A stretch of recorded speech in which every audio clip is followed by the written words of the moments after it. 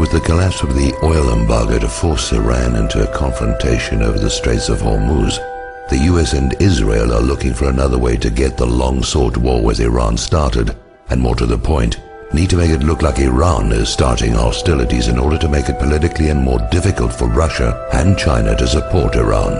Now, recall that Israel has a past history of attacking US warships and framing others to trick the US into attacks on Israel's enemies, with the Israeli attack on the USS Liberty, initially blamed on Egypt, as the most well-known example. So here we have the USS Enterprise, the oldest carrier in the fleet, on her last legs, scheduled to be decommissioned next year. Her name is well known in part because of the Star Trek TV series.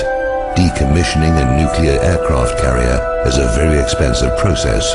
USS Enterprise is powered by 8 nuclear reactors, all of which must be disposed of as nuclear waste material along with all the associated machinery.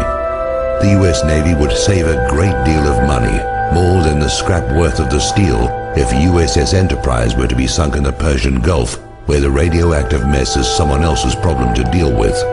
So why send an ancient warship at the end of a useful life into harm's way? The same reason Franklin Roosevelt moved a bunch of obsolete warships from San Diego to Pearl Harbor, while their newer carriers and warships were well away from Hawaii on December the 7th, 1941. Israel has 3 Dolphin submarines, given to her by Germany.